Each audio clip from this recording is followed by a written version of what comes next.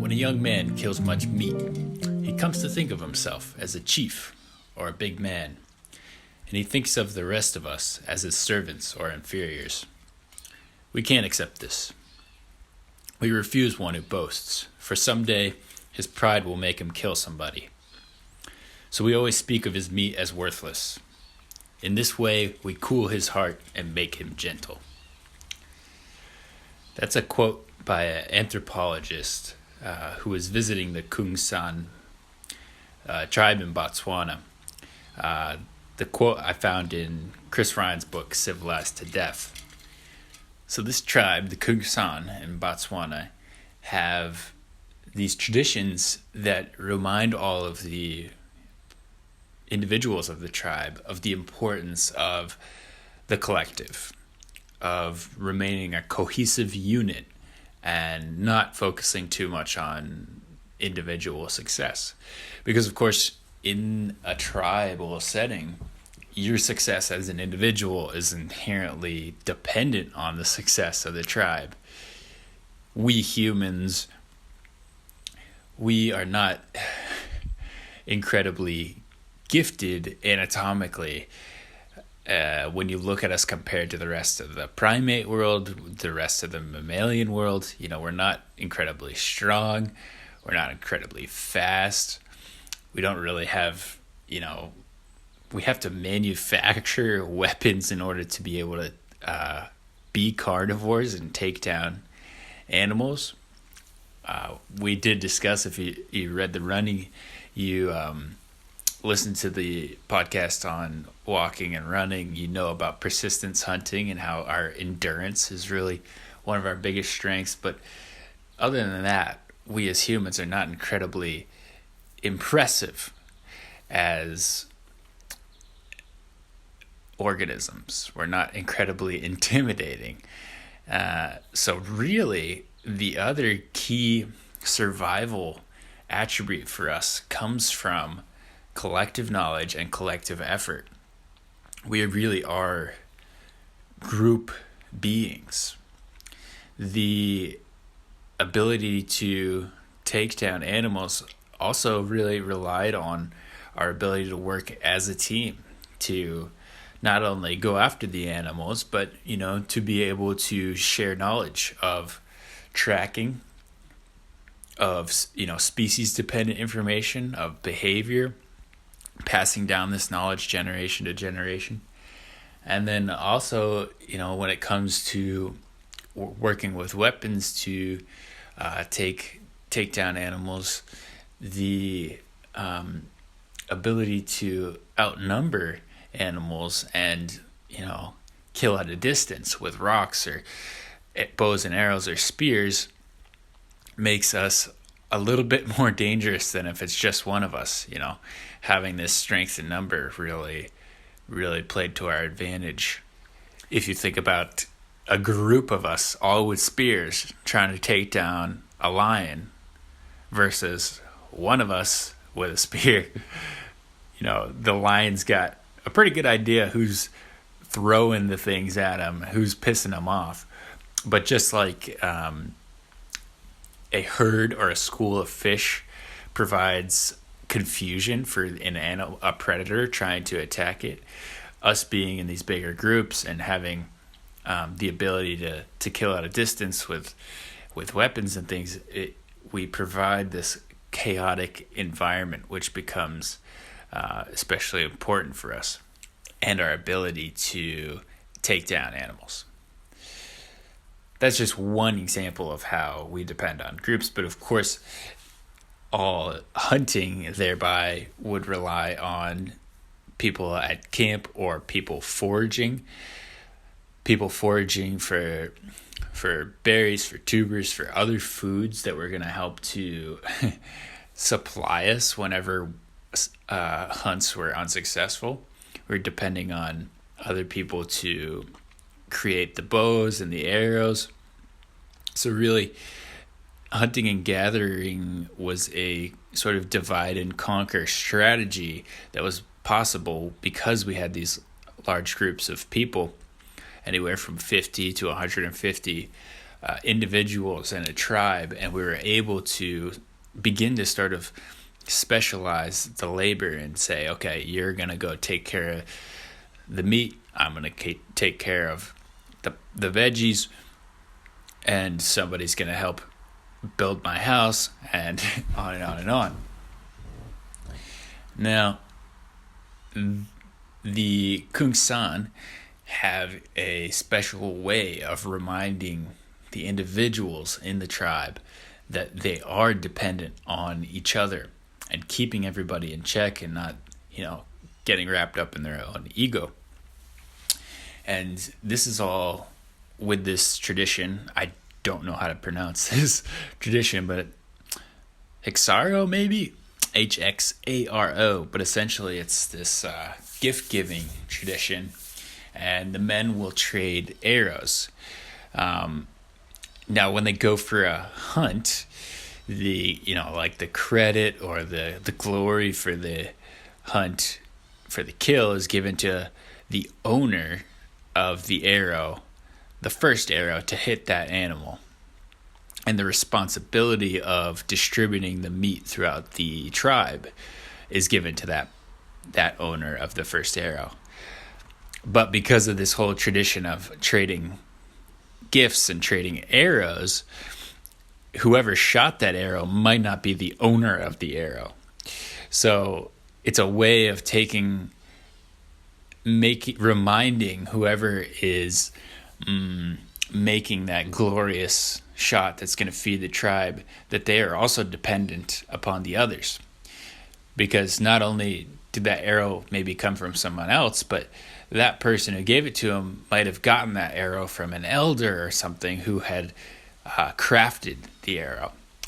So it's a great way of sort of randomizing the glory and ensuring that nobody gets too full of themselves, and nobody starts to think that, I don't really need the tribe because I seem to be doing pretty good on these hunts. And these reminders and this humbleness that's encouraged, I think, is deeply ingrained in us. In many modern hunter-gatherer cultures, you'll see that this tradition of remaining humble is carried through. And when a man or a woman were to be successful in taking down a animal or a fish or something, when they report back to the tribe, they're over the top humble about it. They, say they took down a big antelope and they need to go recruit their buddies to go haul it back to camp.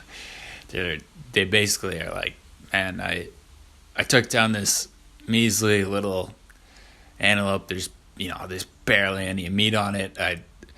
I was desperate. I had to take it down, but I do kind of need your help. So I'm not really strong enough to take it, but if you could come help me, that would be great.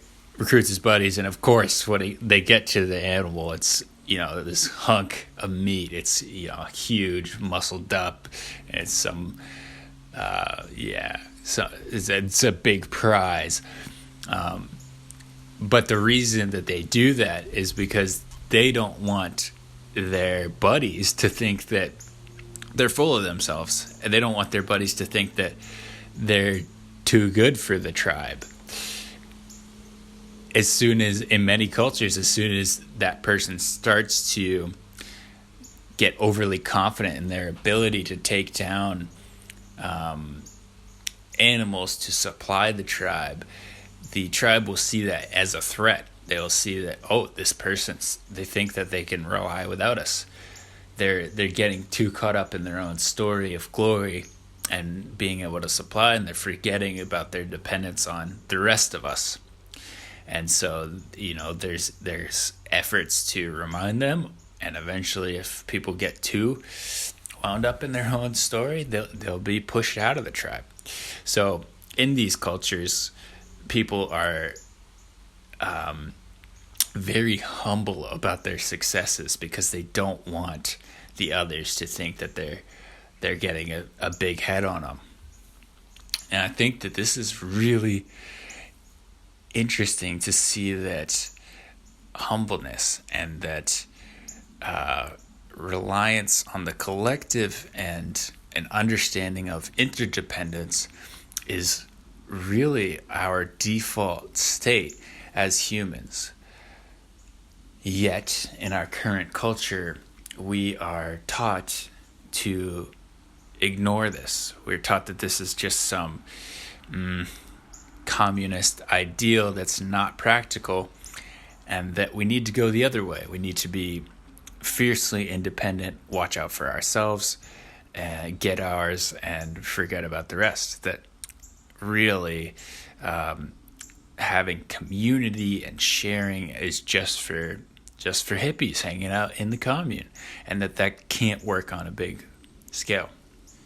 So it's interesting to see that when we engage in capitalism and we start to exercise this independence, and we focus on the self and personal gain, we really are going against our history, our ancestry, and our biology, which really our biology is telling us we need each other. We need our tribe to survive. So that's hardwired in us, and when we go against that, I think we all feel a discomfort, a pain that we're missing something.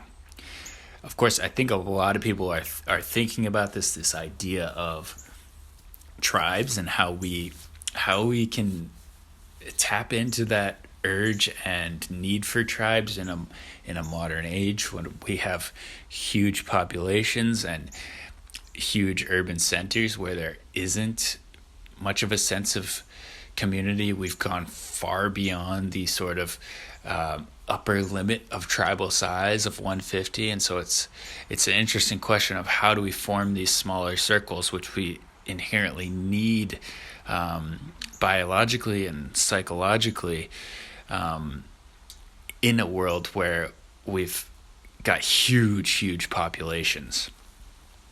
If you've read if you're familiar with Younger and his book Tribe, the premise for that is that people often look back on stressful situations, hard times, chaotic times, whether it be natural disaster, war, etc., as actually they look back on them rather fondly. And the reason being that someone might actually enjoy those periods of time more is that difficulty, that chaos, is sort of a binding agent that forces us to relate to those closest to us, form those communal ties, and work together to, whatever it is, rebuild homes in a time of natural disaster, build victory gardens to supply ourselves during times of war, bond to your fellow soldiers when you're going off to fight together. It is the struggle that provides the bonding, the structure. It's the struggle that provides the backdrop and the forcing function to glue us together.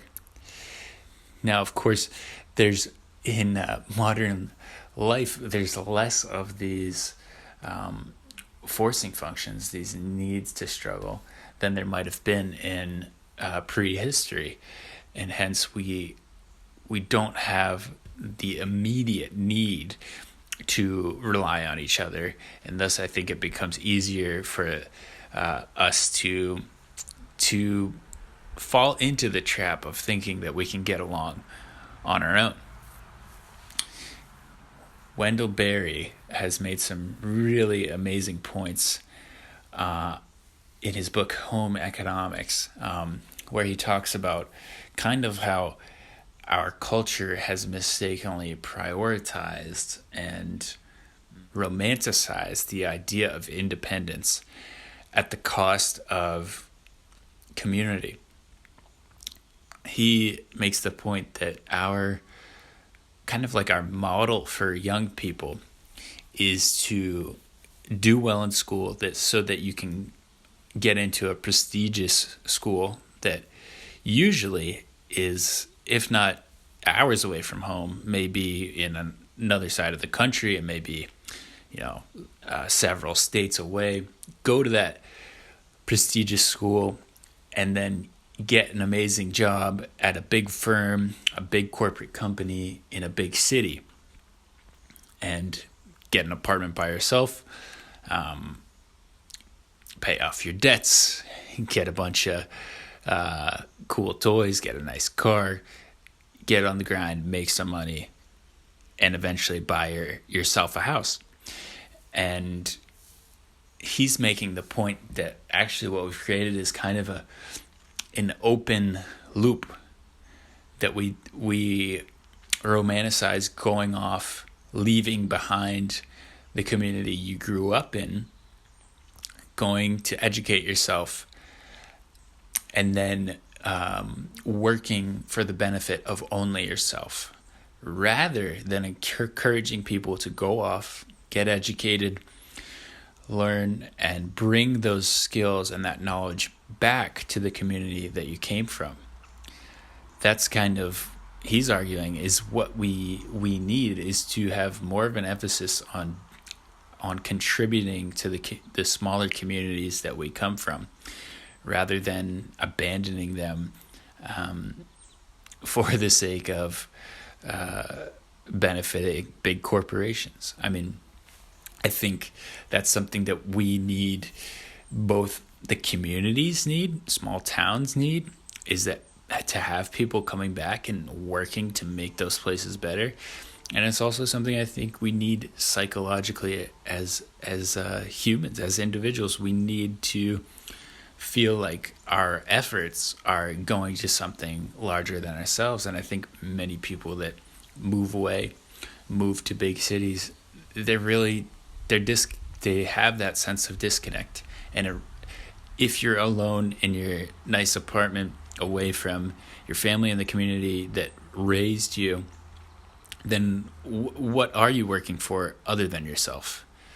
There's really no connection between your efforts and your people. So it really does have to kind of come back to working for yourself. So it's kind of this self-perpetuating cycle of independence. I'm on my own. I have to do good for myself. And I think this is evident at small levels too, just in the way that if you look at some cultures, like if you look at Italy or other Mediterranean cultures, there's less of a romanticization of independence, and the family is held in high regard. And so you see people who stay close to their roots and stay close to their family, and they may have 3 generations in a single house. There's not this feeling that, oh, you got to get out and make it for yourself and get the hell out of wherever you've been. It's just like, no, we've got a good spot here. My people have been here for hundreds of years. They seem to do okay. I've got my grandma upstairs. I've got little kids running around. I'm just going to go out. I'm going to work. I'm going to contribute to this community, and I'm going to bring home resources to share with my family, and that's it. And I think there is a contentment and a simplicity there that almost it trends more towards the ideals that are present in hunter-gatherers, and this idea of treasuring and contributing to the collective. And the last point I wanted to make here about collective nature and interdependence is that when we are in this mindset of independence, we are ignoring the importance and the value of collective knowledge. And of course, the idea of independence is only an illusion. Anybody who has done anything as a pull yourself up by your bootstraps independent person has depended on many other people to feed them, to grow the crops of the food that they eat, to build the house or the apartment that they pay to live in, and to gain the knowledge, to have someone pass on the knowledge in a university system that allows them to be independent. So independence is, of course, an illusion.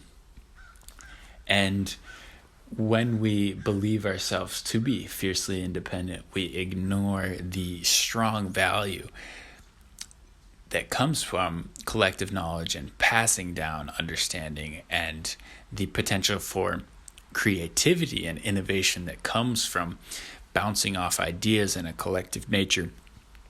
And Ido Portal has made this point that within a movement practice, it is working with groups that pushes you to explore more and to uncover new layers. An independent practice in a certain way kind of keeps you moving in a circle. You're not as encouraged to go down new avenues because you don't have the stimulus from outside thought, and you don't have the challenge of working with other partners and playing in novel ways to get you to move into new corners of your body, your mind. And so it is within these groups that we can push each other to explore our boundaries and move in new ways and share our individual knowledge with the group.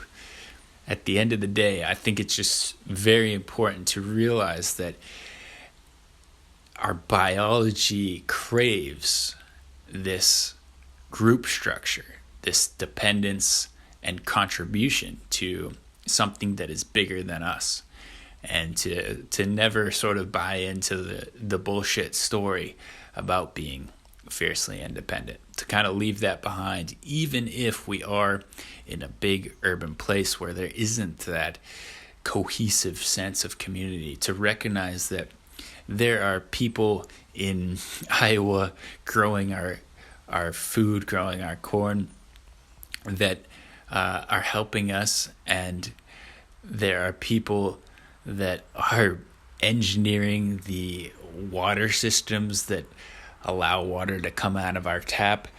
And so, sort of bringing these things back into our awareness, to our super community, gives us a little bit more motivation to contribute in whatever way that might be to the community at large. And if we can form smaller circles where these things become more tangible, where we're food sharing and one person's growing this and one person's hunting for that, I think that is something that can really benefit our psyche, our sense of well-being. And there's been many studies that have looked at how the sense of community can be really strongly linked to longevity. All right, thanks for tuning in.